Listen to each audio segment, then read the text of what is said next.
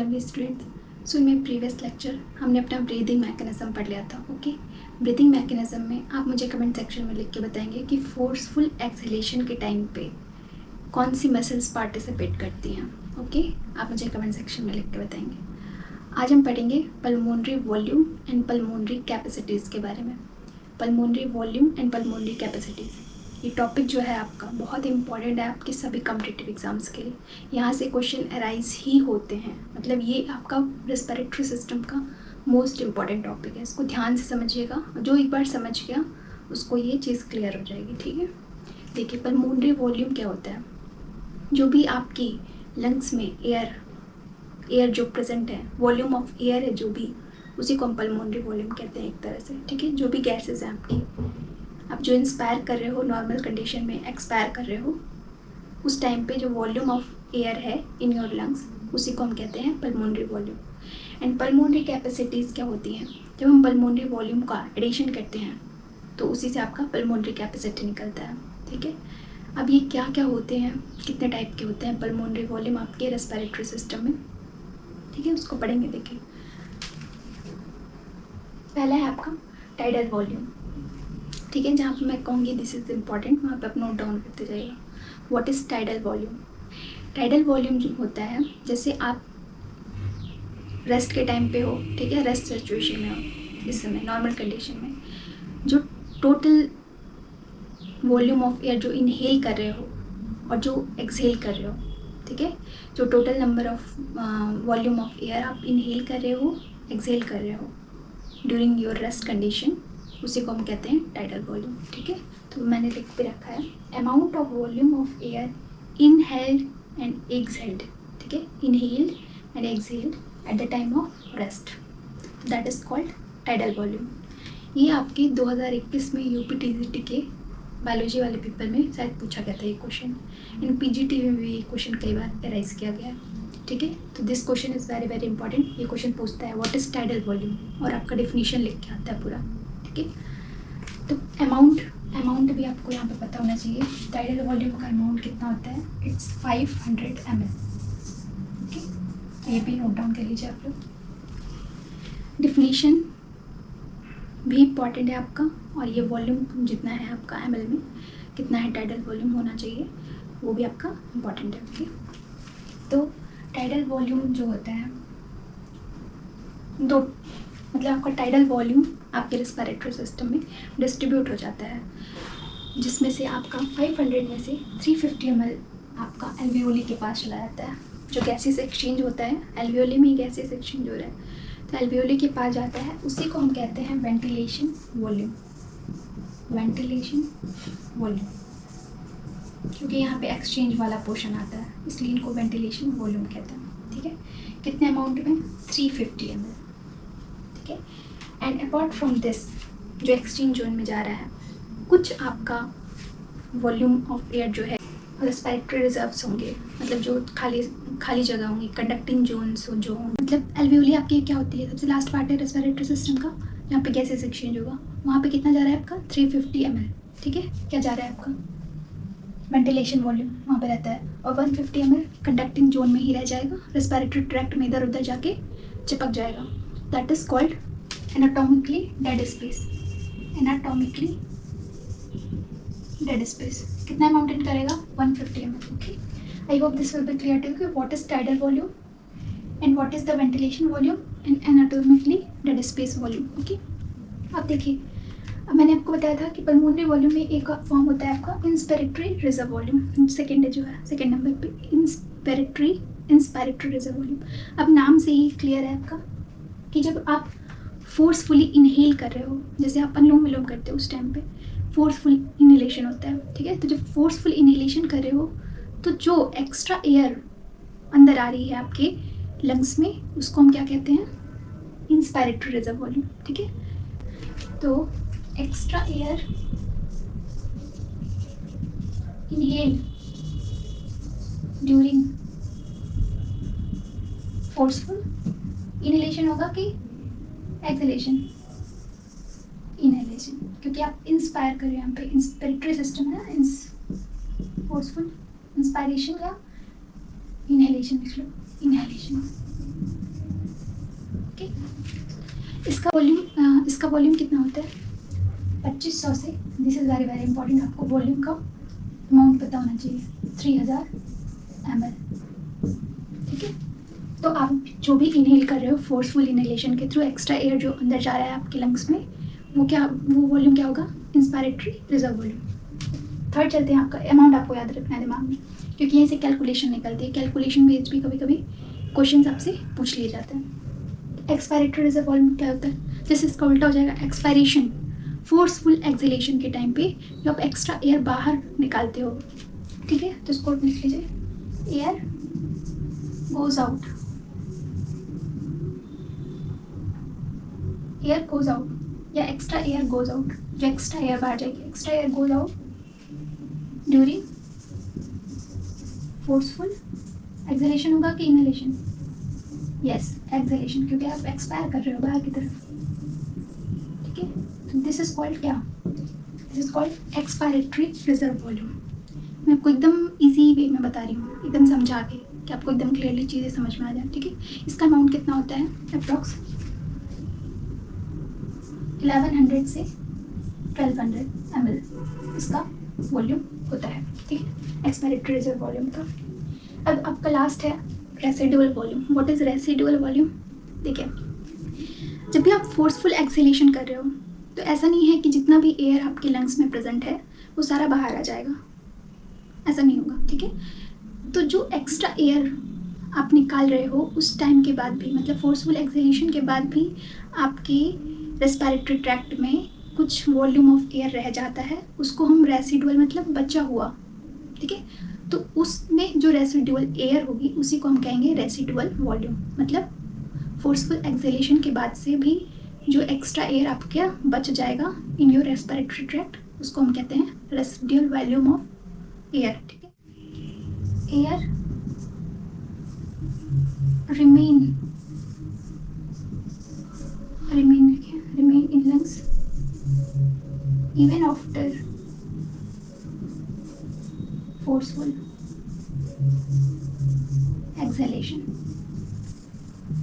Okay, I hope this will be clear to you कि what is residual volume. इसका volume कितना होता है, अप्रॉक्स 1200 ml इसका अमाउंट होता है ml में, ठीक है। तो सबका आपको अमाउंट भी याद होना चाहिए कि इसका कितना वॉल्यूम है, अप्रॉक्सीमेटली याद होना चाहिए आपको, ठीक है। इसका कितना था टाइडल का 500 ml, ठीक है। तो इस तरह आपके पल्मोनरी वॉल्यूम हैं, आपके कितने टाइप के हैं, 4 टाइप के। First is your tidal volume, second is your inspiratory reserve volume ERV, third is your second is your IRV, third is your ERV and fourth is your residual volume. किसका कितना amount है वो दिमाग में रखिए। अब इन्हीं वॉल्यूम्स को जब ऐड किया जाता है तो पल्मोनरी कैपेसिटीज आपकी निकल के आती हैं। देखिए सबको ऐड किया गया है, अब किसको कहाँ पे ऐड करना है उसके लिए आपको एक ग्राफ के थ्रू स्टडी करनी होती है, ठीक है। ये पल्मोनरी कैपेसिटीज जो निकलती हैं उनका ग्राफ के थ्रू रिप्रेजेंटेशन होता है जिसको हम कहते हैं स्पायरोमीटर, ठीक है। तो इसको नोट डाउन कर लीजिए, फिर हम लोग इसको ग्राफ के थ्रू समझेंगे तो आपको अच्छे से समझ में आएगा, ये भी चीज़ आपको एकदम क्लियर हो जाएगी। वहाँ पे ग्राफ का रिप्रेजेंटेशन यहाँ पे बहुत ही इंपॉर्टेंट है, ठीक है। इसको नोट डाउन कर लीजिए पहले। ओके, तो नोट डाउन कर लिया आप लोगों ने। अब देखिए हम ग्राफ के थ्रू रिप्रेजेंटेशन इसका पढ़ेंगे। मैंने क्या बताया आपको कि पल्मोनरी वॉल्यूम जो होता है वो कैसे मेज़र किया जाता है, स्पायरोमीटर के थ्रू। तो इसको लिख लीजिए, pulmonary volume is measured by spirometer. और पल्मोनरी वॉल्यूम के सम से ही आपकी पल्मोनरी कैपेसिटीज़ निकलती हैं। अब ये ग्राफ मैं आपको शो कर रही हूँ, उसको ध्यान से समझिएगा तो आपको सारी चीज़ें क्लियर हो जाएंगी, ठीक है। मैं ग्राफ के थ्रू आपको इसको समझाने की कोशिश करूँगी, ध्यान से समझिएगा, ठीक है, क्योंकि this is very very important graph. देखिए टाइडल वॉल्यूम क्या होता है, amount of volume of air inhaled and exhaled at the time of normal breathing और रेस्ट, ठीक है। तो ये आप एयर इनहेल कर रहे हो और यहाँ पे एक्सहेल कर रहे हो, तो इसका अमाउंट कितना है, यस 500 ml। इसको क्या कहेंगे, टाइडल वॉल्यूम, मतलब नॉर्मल ब्रीदिंग के टाइम या रेस्ट के टाइम जो एयर इनहेल एक्सहेल करते हो, तो ये हो गया आपका टाइडल वॉल्यूम। अब देखिए मैंने आपको सेकंड क्या बताया था, IRV इंस्पिरेटरी रिजर्व वॉल्यूम। ये क्या होता है, देखिए इंस्पिरेटरी रिजर्व वॉल्यूम, ये आपने नॉर्मल इनहेल किया, ठीक है। अब जो एक्स्ट्रा एयर आप लोगे, मैंने आपको बताया था ना, जो एक्स्ट्रा एयर आप लोगे लंग्स में उसको हम क्या कहेंगे, inspiratory reserve volume. Forceful inhalation के टाइम पे जो आप एक्स्ट्रा एयर इनहेल करोगे उसको हम क्या कहेंगे, IRV। ठीक है, IRV। इसका अमाउंट क्या था, नोट डाउन कर लीजिएगा आप लोग यहाँ पे। एंड देन आप नॉर्मली एक्सेल कर रहे हो, फिर आप फोर्सफुल एक्सेलेशन करते हो, जिससे जो एयर गोज आउट होगी आपकी फोर्सफुल एक्सेलेशन के थ्रू, जो आपका एयर निकलेगा बाहर की तरफ, उसको हम क्या कहेंगे, ERV। ERV ये ठीक है। अभी मैंने बताया ERV और IRV। ठीक है, extra air inhale IRV, extra air exhale ERV, extra air inhale IRV, extra air inhale exhale ERV during forceful inhalation and during forceful exhalation. ठीक है, अब देखिए फोर्सफुल एक्सेलेशन के बाद भी ऐसा तो नहीं है, मैंने आपको बताया था कि कुछ अमाउंट ऑफ एयर बच जाता है आपके लंग्स में, उसको हम क्या कहते हैं, रेसिडुअल वॉल्यूम। ठीक है, तो यहाँ पे जो अमाउंट बच जाएगा उसको हम क्या कहेंगे, रेसिडुअल वॉल्यूम, रेसिडुअल वॉल्यूम या RV। इसका कितना अमाउंट होता है, 1200 ml। ओके, तो यहीं पे नोट डाउन कर लीजिएगा। अब देखिए हम पल्मोनरी कैपेसिटी कैसे निकालते हैं। जब इन्हीं को हम ऐड करेंगे एक दूसरे के साथ तो पल्मोनरी कैपेसिटी आपकी निकलेगी। देखिए सबसे पहले है आपका IRC, इंस्पायरेटरी रिजर्व कैपेसिटी। देखिए जो आप इनहेल कर रहे हो, टोटल वॉल्यूम इनहेल कर रहे हो, टोटल वॉल्यूम कितना इनहेल कर रहे हो, एक तो टाइडल वॉल्यूम में इनहेल कर रहे हो, ठीक है, और एक आप एक्स्ट्रा एयर इनहेल कर रहे हो IRV में, तो इनका सम क्या होगा, IRV और टाइडल वॉल्यूम का IRC। ठीक है, इंस्पायरेटरी रिजर्व कैपेसिटी आप लिखते जाइएगा। Total amount of air inhale during breathing. ठीक है, टोटल वॉल्यूम ऑफ इनहेलेशन की जो कैपेसिटी है उसको क्या कहेंगे, IRC। अब टोटल एक्सहेलेशन की जो कैपेसिटी है, टोटल वॉल्यूम ऑफ एयर की जो एक्सहेलेशन की कैपेसिटी है उसको हम क्या कहेंगे, ERC। तो क्या होगा इसमें ऐड, टीवी में एक्सहेल भी कर रहे हैं ना, तो टीवी तो हो गई आपका, एंड ERV। ठीक है, तो टीवी एंड ERV आपका क्या हो जाएगा, ये ERC। What is full form of ERC, expiratory reserve capacity, expiratory reserve capacity.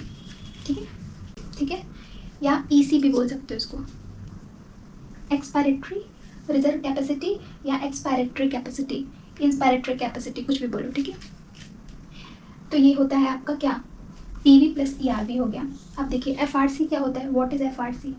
अब देखिए आपका स्पायरोमीटर जो होता है, जिसमें रेसिडुअल वॉल्यूम होता है उसको मेजर नहीं करेगा, जो एक्स्ट्रा रिमेन रह जा रहे हैं। पहले उससे पहले देखिए FRC क्या होता है, कि जो आप नॉर्मल ब्रीदिंग कर रहे हो, ठीक है, नॉर्मल ब्रीदिंग कर रहे हो, तो ये तो नॉर्मल ब्रीदिंग हो गई आपकी।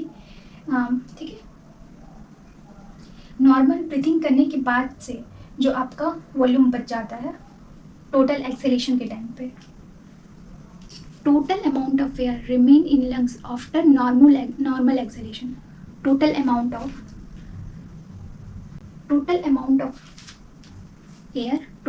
Of air remain in lungs after normal acceleration. ठीक है, यहाँ तक तो आपका नॉर्मल एक्सेलेशन हो रहा है, this is your normal acceleration ना, तो इसके बाद से जो आपका बच जा रहा है ये तो एक्सपायरेटरी हो जाएगा ना, मतलब जो फोर्सफुल एक्सेलेशन कर रहे हो, तो फोर्सफुल एक्सेलेशन में जो आपका बच रहा है और रेसिडुअल वॉल्यूम जो बचेगा वो आपका क्या हो जाएगा, FRC, functional residual volume, FRC। ठीक है, टोटल अमाउंट ऑफ एयर, ध्यान से सुनिएगा, इसको नोट डाउन कर लीजिए जो मैं बोल रही हूँ। Total amount of air remain in lungs after normal exhalation, that is called FRC, functional residual capacity. ठीक है, तो ERV प्लस RV आपका हो जाएगा FRC, functional residual capacity. Withdrawal capacity क्या होती है, अब देखिए मैंने क्या बताया आपको कि स्पायरोमीटर जहाँ जहाँ आपका रेसिडुअल वॉल्यूम होगा उसको मेज़र नहीं करता है। ठीक है, स्पायरोमीटर आपका reserve volume and FRC, functional residual capacity को मेज़र नहीं कर सकता जहाँ भी रेसिडुअल वॉल्यूम होगा। FRC में आपका रेसिडुअल वॉल्यूम है इसलिए भी इसको मेज़र नहीं करेगा। तो अपार्ट फ्रॉम दिस, इन दोनों के आपका कौन कौन सा बच गया, नॉर्मल ब्रीदिंग मतलब इनहेलेशन एक्सहेलेशन जहाँ हो रहा है एक तरह से। ठीक है, तो वो आपका क्या हो जाएगा, विड्रॉल कैपेसिटी। एक तो टाइडल वॉल्यूम में नॉर्मल इनहेलेशन एक्सहेलेशन हो रहा है, आईआरवी में आपका फोर्सफुल इनहेलेशन हो रहा है, फोर्सफुल एक्सहेलेशन हो रहा है, तो इसमें रेसिडुअल वॉल्यूम नहीं है, इसलिए इनको हम कहते हैं विटॉल कैपेसिटी में रखते हैं, विटॉल कैपेसिटी। तो इसको आप नोट डाउन कर लीजिए, that is called VC, vital capacity. जो मैं एक्स्ट्रा पॉइंट बोल रही हूँ उसको नोट डाउन करते जाइए आप लोग, हो जाएगा आपका विटॉल कैपेसिटी। पीएलसी क्या होती है, what is total lung capacity. Vital capacity में तो आपका आ ही रहा है रेसिडुअल वॉल्यूम के अलावा, रेसिडुअल वॉल्यूम जहाँ पार्टिसिपेट हो रहा है स्पायरोमीटर में जिसको मेजर कर सकते हैं, वो भी इसमें आ जाएगा आपका टोटल लंग कैपेसिटी में। मतलब आपका सब कुछ ही आ जाएगा आपका टोटल लंग कैपेसिटी में, रेसिडुअल वॉल्यूम भी आपका टोटल लंग कैपेसिटी, कितना वॉल्यूम आपका टोटल लंग कैपेसिटी कैप्चर कर पाएगा, तो इसी को हम कहते हैं टोटल लंग कैपेसिटी। जितना भी अमाउंट ऑफ एयर आपकी लंग मेजर कर पाएंगे तो उसको क्या कहेंगे, टोटल लंग कैपेसिटी। उसमें विटॉल कैपेसिटी आपका आ जाएगा, ठीक है। विटॉल कैपेसिटी क्या होती है आपको पता है, एंड देन आपका हो जाएगा रेसिडुअल वॉल्यूम, ओके। तो विटॉल कैपेसिटी प्लस रेसिडुअल वॉल्यूम क्या निकलेगा आपका, टोटल लंग कैपेसिटी। तो this is all about the pulmonary capacities, इसको नोट डाउन कर लीजिए। और ये बहुत ही इंपॉर्टेंट है, आपसे मैच करने के लिए आ जाता है कि कौन सा टाइडल वॉल्यूम होगा, कौन सा ईआरसी होगा, कौन सा एफआरसी होगा, कौन सा आरवी होगा, ठीक है। ऐसे मैचिंग करने के लिए आता है आपके कॉम्पिटिटिव एग्जाम्स में। देखिए एक और चीज़ है, यहाँ पे दो टॉपिक होता है, एक आपका होता है MVR, एक होता है AVR। पर मिनट वेंटिलेशन रेट आपका कितना होता है, इसको निकाला जाता है। वेंटिलेशन वॉल्यूम कितना था आपका, 350 ml। टाइडल वॉल्यूम में वेंटिलेशन वॉल्यूम कितना था, 500 ml। तो पर मिनट क्या होगा, आप 1 मिनट में कितनी बार ब्रीथिंग करते हो, अप्रॉक्स ले लो आप, ठीक है। 500 आपके पास टाइडल वॉल्यूम है, तो कितना आ जाएगा, अप्रॉक्स 4000 ml आपका हो जाएगा MVR, पर minute ventilation rate. And alveoli में वेंटिलेशन रेट कितना हो जाएगा, कितना वॉल्यूम है यहाँ पे, 350, 12 गुणे 350 कितना हो जाएगा, कितना हो जाएगा, यस इट इज अप्रॉक्स 5000 है ना, अप्रॉक्स 5000, सॉरी ये कितना हो जाएगा, पर मिनट वेंटिलेशन रेट 6000